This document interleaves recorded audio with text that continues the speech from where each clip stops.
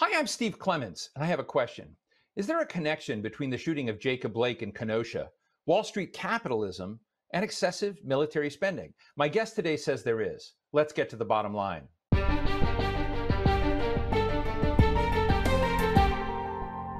When a policeman shot Jacob Blake 7 times in the back in front of his kids in Wisconsin last month, it was a painful reminder that real change is not coming fast enough to these United States. The shooting reignited passions across the country, especially after an armed white 17-year-old counter-protester came to Wisconsin from a nearby state and killed 2 other people protesting the shooting. So what's going on in the United States? Are we heading down a healthy road? Will race continue to be used cynically to get votes while the poor and disadvantaged continue to suffer endlessly? Joining us today is someone who has been thinking and preaching about these issues for decades. He is Professor Cornel West, one of the most prominent intellectuals alive. Professor West teaches at Harvard and Princeton universities. He's written 20 books, and he still has time for his new weekly podcast, and it's great, The Tightrope. Thank you. Professor West, thank you so much for joining us. Recently, I was at the National Museum of African American History and Culture, and I saw the Emmett Till wing. I saw the wing that tells the story of the horrifying near genocide in Tulsa in 1921. And it began to occur to me that George Floyd, Ahmaud Arbery, Breonna Taylor could one day be a wing in a museum, and we would still have everything the same today.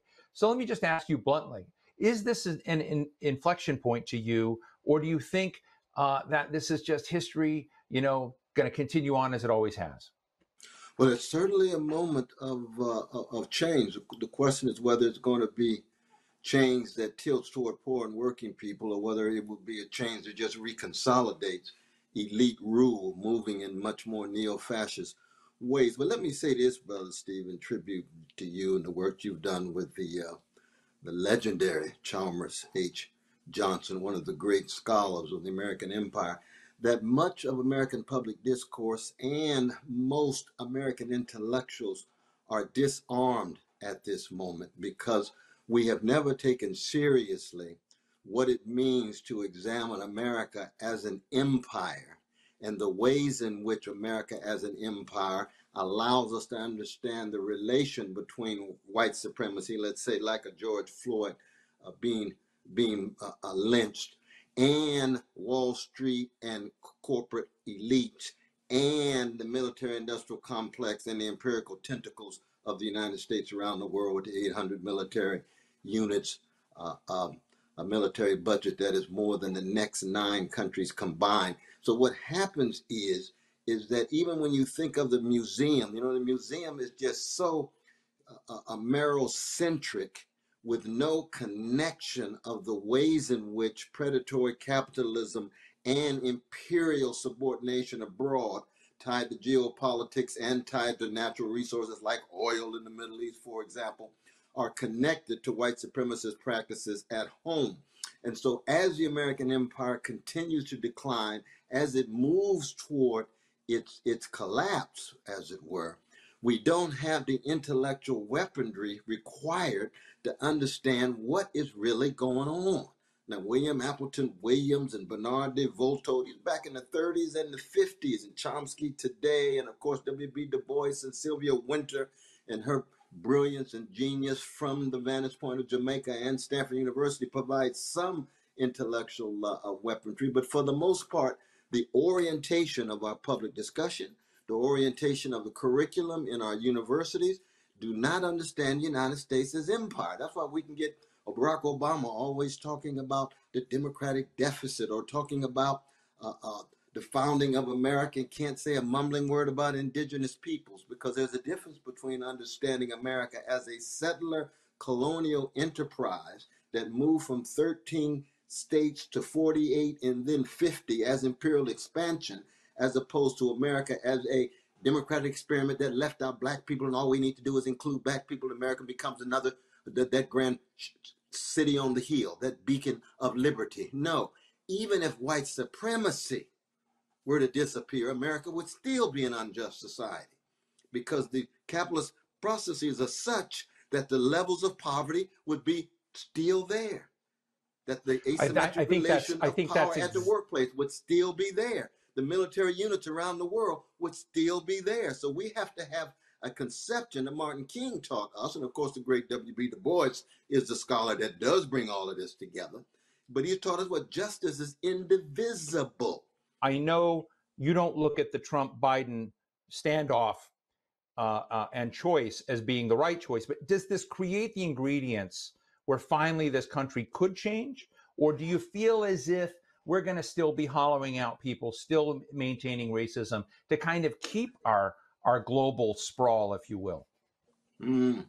Well, those tough questions. Well, one is that there's no doubt that with the neo-fascist gangster in the White House, we have to be part of an anti-fascist coalition, because his being in charge of things can easily call into question the very possibility of any kind of democratic practices, rights and liberties, let alone social movements and so forth. The neoliberal wing of the ruling class, which is the establishment of the Democratic Party, is still going to be a disaster, but not the catastrophe that Trump is, because they're still so tied to Wall Street. They're still so tied to the Pentagon. They're still so tied to militarism around the world. And their conception of justice is to just simply make the class and imperial hierarchy more colorful. So they want more black people. They want more brown people. They want more women to be part of this class hierarchy, to be part of this imperial hierarchy. So it's still very much an imperial democracy in that sense. And that's where so many people think that, lo and behold, that's what it means to be progressive. But the much more truth-telling and justice-seeking tradition that does have real roots in the United States. The United States has always have had critics of the American empire. There's always been Ella Baker, who was invoked by Biden himself in the speech. Ella Baker was an exemplary anti-imperial and a strong critic of capitalism, as she worked with Martin Luther King Jr. and as she worked with Stokely Carmichael and Diane Nash and the others. Where things are going now, I just don't know. I mean, we had a wonderful gathering the last few days with Brother Dick Branna and the Movement for a People's Party, where you got this variety, cacophony of very, very courageous, visionary voices with the critiques of the drones, the critiques of the bombs drop, the critiques of the support of any regime that is dominating or occupying a people. The vicious Israeli occupation, for example. We must stay in contact with the rich humanity of our Palestinian brothers and sisters without in any way engaging in anti-Jewish hatred, anti-Jewish sensibility, but telling the truth about the vicious behavior of right-wing Jewish elites, gangsters like Netanyahu and so forth. Same would be true in terms of critiques of domination in Russia, the critiques of domination in China, critiques of domination in Africa. We'd be able to tell the truth, and the condition of truth is to allow suffering to speak. And that's why we loved Brother Johnson's work. I mean, he began with Japan. I mean, going back to the Meiji regime in 1868 and telling that story, and the imperialism of Japan vis-a-vis Korea. Well, how do we keep track of the humanity of those Frantz Fanon called the wretched of the earth? It's an intellectual task. It is a moral task. And I speak, of course, as a Christian. It is a spiritual task. We have to have a fortitude in the face of all of the oppression, the lies, the crimes, and the naked, ugly repression that will more than likely come our way. And that fortitude can be fructifying, a wonderful word from William Wordsworth's Prelude. What is it to fructify? To generate fruit, to generate intellectual fruit, ways of seeing, to generate moral fruit, ways of acting, to generate aesthetic fruit, ways of feeling, to see differently, feel differently, act differently, so that we keep track of empire, white supremacy, male supremacy, homophobia, transphobia, any forms of religion that would undermine rights and liberties, any forms of institutions that would lose sight of the precious humanity of each and every one of us. And I would even go as far as to say, of course, sentient creatures, because we're talking about ecological catastrophe and the extinction of so many species. And we're also talking about possible nuclear catastrophe, which could bring the end to the planet as we know it, given the two gangsters who actually have control of those buttons, Putin on the one hand and Trump on the other. What does racial justice and racial inclusion look like and feel like? When do you know you've got it? There's a lot of tumult out there, but I don't know if people have an idea of what it is to have that construct in front of them. And I'm wondering if you can share a vision of that for our viewers. Well, I mean, I always say justice is what love looks like in public. It's like tenderness is what love feels like in private. And when it comes to the 400-year attempt to call into question the humanity of Black people in the Western Hemisphere, it was very much a modern construction tied to slavery and tied to predatory capitalist expansions of cotton picking in the U.S. South, to the Lancashire, tied to the Lancashire mills in Britain, allowing Britain to be the first country to industrialize before any other. That we're really talking about assuming the full-fledged humanity of Black people, so that all the vicious attacks on Black intelligence, the attacks on Black beauty, on noses and hips and lips and hair texture and skin pigmentation, the attacks on Black moral character, and trying to ensure that Black people are always walking around scared, intimidated, so that psychologically you're already unfree, spiritually you're already unfree. That's what white supremacy does. So to talk about racial justice is not just to talk about equal access to goods and services and Black people having some self-determination, but it has to do with issues of respect. It has to do with issues of genuine acknowledgement of rich humanity. And we know if anybody who recognizes rich humanity, it's like a Dostoevsky novel, it's like a Chekhov short story, it's like a John Coltrane solo. We all have propensities that are good and bad, propensities toward evil, propensities toward the good. That's an acceptance of one's humanity. But when Black people associated primarily with pathology, primarily with ignorance, primarily with lack of intelligence, all of the vicious tropes that go hand in hand with racism. Talk about racial justice, talk about Black Lives Matter is an attempt to shatter all of those lies. But there can never be racial justice without economic justice. There can never be racial justice without gender justice, because to be Black, of course, to be a Black woman. It can't be it without fighting homophobia, because we've always been gay brothers and lesbian sisters in the Black community. So the racial justice, again, is indivisible from all of these forms of justice.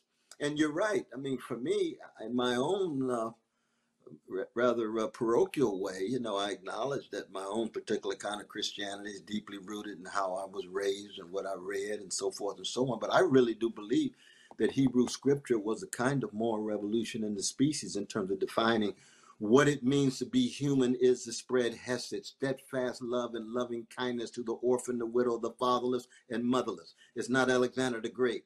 It's not Achilles. It's not all of the heroes from Genghis Khan to even Cyrus the Great, who I have great respect for as an emperor coming out of the world historical Persian tradition. But at the deeper level, ordinary people have a preciousness and a pricelessness. That's what sits at the center of the Imago Dei of Hebrew scripture.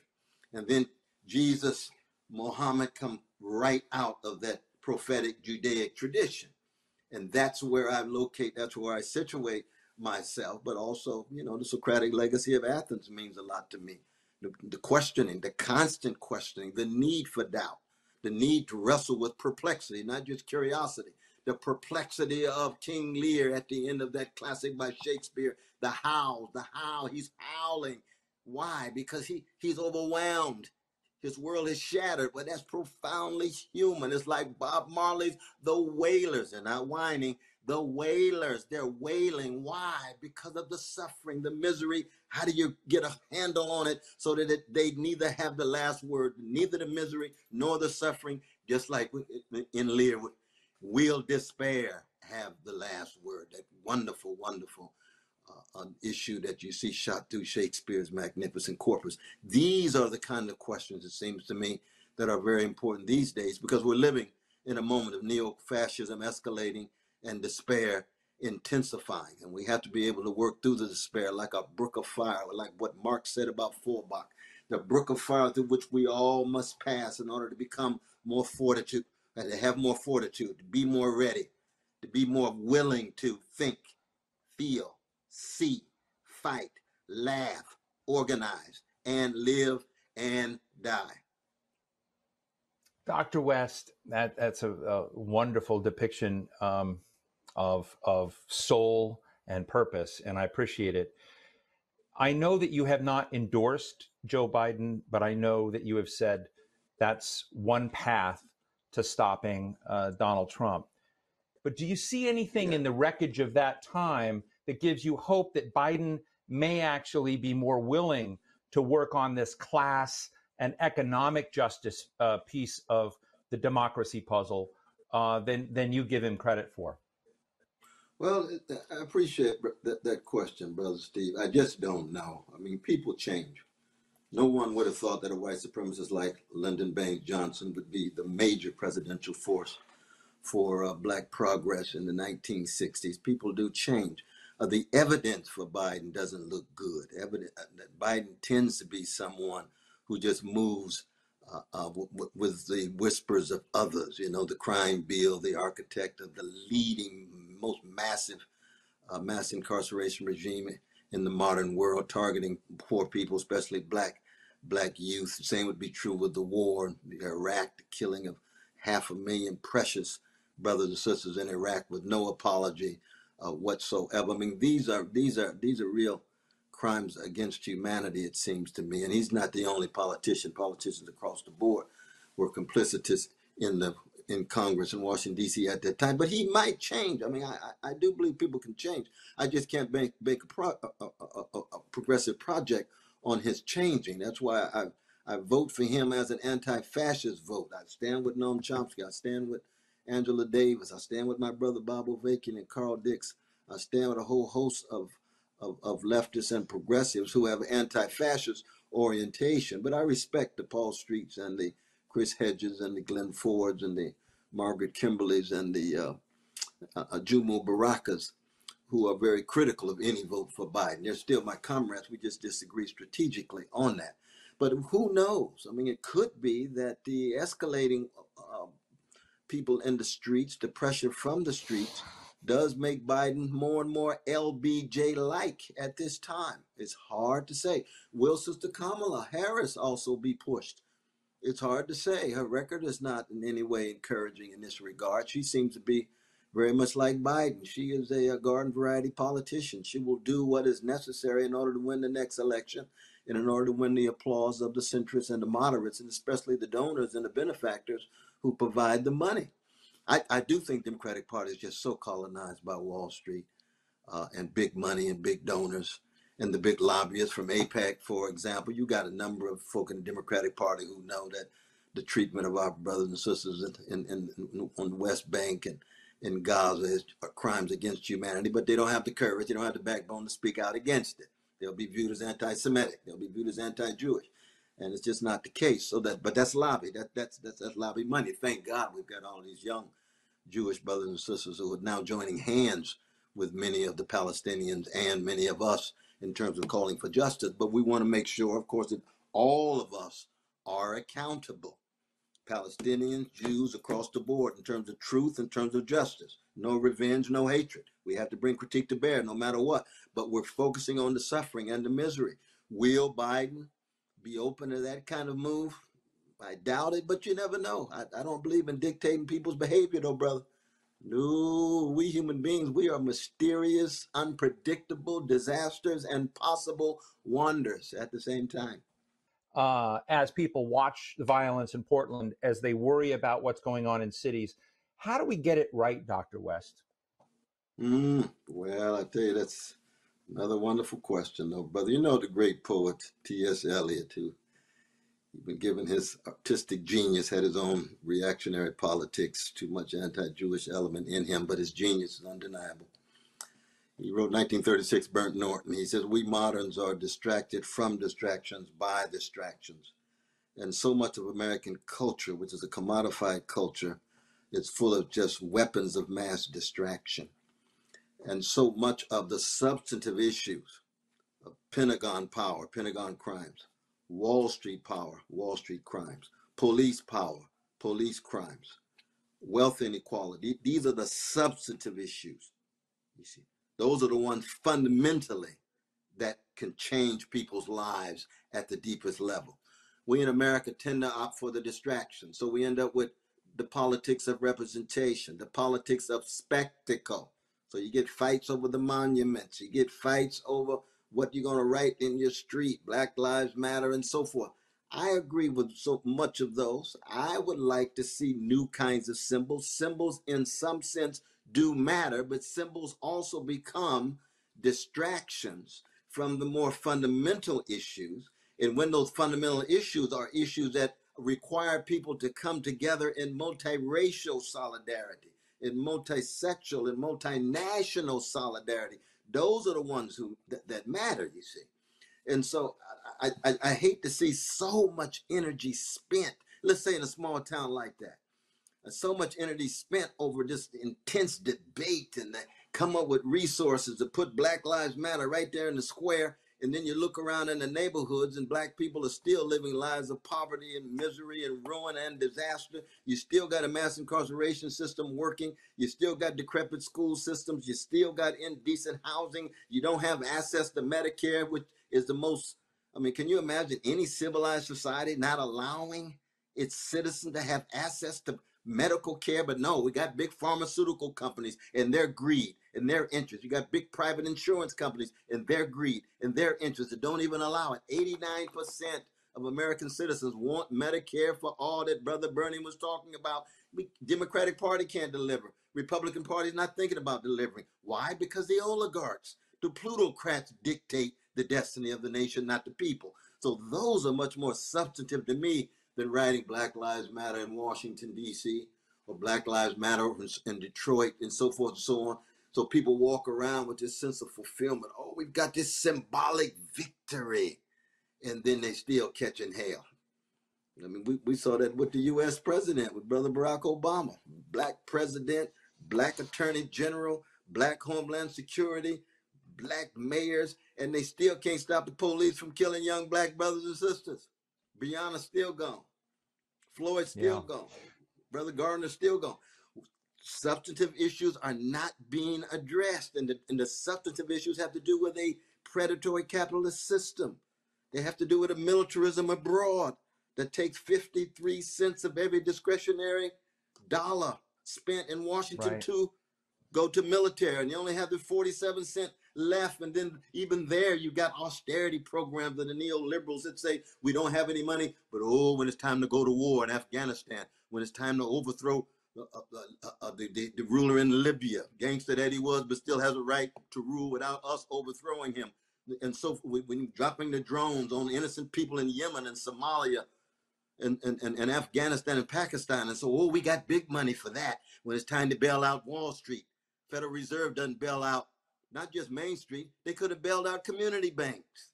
They could have bailed out a whole host of other banks. Why do you remain tied to the Wall Street banks? That's Geithner. That's Summers. That's Sterling. That's the ones you were talking about, you see. That's Goolsbee. That's their world, that little narrow, truncated, Wall Street-centered world. If Wall Street is doing well, if the stock market's doing well, then America's doing well. What a lie. What does it mean to have an empire addicted to lies, hiding crimes? That's chickens that come home to roost when you tell so many lies and you engage in so many crimes and you think that somehow you are still innocent. James Baldwin used to say you can't be the authorizers of this devastation and still view yourself as innocent. That innocence itself is the crime even before you commit the crime. And that's the problem of the United States. We've been innocent for so long with indigenous peoples, innocent with enslavement of Africans, innocent with subordination, exploitation of white workers, innocent in terms of the women. And so, but we make our breakthroughs. Yes, we do, because people struggle, people sacrifice. And yet the breakthroughs have to be on substantive issues. It can't just be on the symbolic ones, or the symbolic ones become the distractions that the great T.S. Eliot was writing about in his poem. Why should the Black community believe that if it fights to get Joe Biden in, that it will be dealt with well, that it will be, I mean, why should we believe that they should believe in this system? And if Donald Trump loses and won't leave that White House, that that there's an expectation that they're somehow going to be part of making things so-called right politically. I mean, I sound a bit cynical, but I mean, I'm just interested in No, I in the understand. stakes I of this moment understand. and what would happen if Donald Absolutely. Trump doesn't leave. Absolutely. As you know, I mean, your vote through mail might not ever get there. I mean, so that you're really talking about votes across the board. But no, the deeper question that you're raising is what makes any black person believe that after 400 years of a white supremacist civilization and over 200 and some years of a white supremacist USA, that the American people, for the most part, even have the capacity, especially the elites, have the capacity to treat the masses of black people with dignity and decency. This is Marcus Garvey's great question. And it's a question that still unsettles so many of us because the black masses are still living lives so often of disaster and ruin. And the answer to that question, I think, is the answer that Henry Highland Garnet gave in the 1830s when he said, black people must never confuse their situation with that of the Israelites in the Old Testament. For black people, Pharaoh is on both sides of the bloody Red Seas. And sometimes that Pharaoh comes in a lot of different colors at the local, regional, and the national and international level. And what does that mean then? Well, then you got to be blues like. The blues is tragic comic. Albert Murray, Ralph Ellison, Toni Morrison, Curtis Mayfield, Louis Armstrong, the greatest of them all in some ways, John Coltrane. So the blues means we are a people on intimate terms with catastrophe. Nobody loves me but my mama, and she might be jiving too. That's the king of the blues. That's B.B. King. Strange Fruit, a Billie Holiday. What is strange fruit? American terrorism, lynching. How are you going to keep on going? Well, you've got to make sure you wrestle with a despair, but a despair that never paralyzes your will. That's tragic comic. It means you continue to fight over against the odds. You continue to laugh. You continue to love. You continue to organize. You continue to try to reconstruct and revolutionize your society and your community. You continue to be tender and caring and kind to your kids and other people's kids. That's what it is to be human at its deepest level. And that's that black difference to the Hebrew scripture. The spreading of that hesed is also in the black context profoundly tragic comic, something that Chekhov understood. But of course, Isaac Bashevis Singer understands it from his own Jewish Yiddish point of view. And tragic comic means there's always going to be an alternative interpretation in which the claim is you will never, ever win. That you're always against the grain. It's always David versus Goliath without any possibility of some easy victory or some easy slingshot with a rock in it. But you bear witness anyway, because that's the kind of human being you choose to be before the worms get your grave. That's my tradition. You see, that is the tragic comic tradition. And as a Christian, it's cruciform. Anybody who loves deeply and loves poor people deeply, you're headed to the cross. That's the way the world is. Well, the Roman Empire did that then, and the American Empire does that now. The Russian Empire does that now. The Chinese Empire does that now. The reactionary elites in Brazil and Hungary and Turkey and all of the authoritarian rulers do that now. And many of the neoliberal rulers in their own distinctive ways do that now. But you fight anyway with a smile and with style. Don't let anybody take your style and your swing. What did Duke Ellington used to say? It don't mean a thing if it ain't got that swing. And there ought to be a sting in your swing. So when you're swinging, people ought to hear and feel your blows. And they're not blows of revenge. They're blows of justice. They're not blows of hatred. They're blows of love, of truth, of goodness, of beauty. And for me as a Christian, the love of God leads me to swing. Spiritual fists, political fists. Wow. Like Muhammad Ali. You just keep swinging no matter what. And sooner or later. Well, Dr. West, I think we delivered. Talked about economic inequality, economic subordination. We talked about imperialism, colonialism, and we talked about race. And you tied them all together. And I have to say, you're a total realist. You're like a no BS realist. But there's a hopefulness in that, and I just want to say thank you. Well, that's right. Hope but no optimism. That's exactly right, my brother. Prisoner of hope. Prisoner of hope. Yeah. Well, thank you so much, sir. Thank you for joining The Bottom Line. Thank you.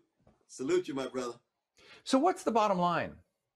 Cornel West is not optimistic about the future of this country, no matter who wins in November.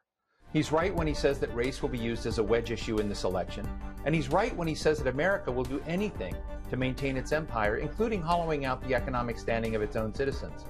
And I guess I agree with him when he says we're all prisoners of hope. And that's the bottom line.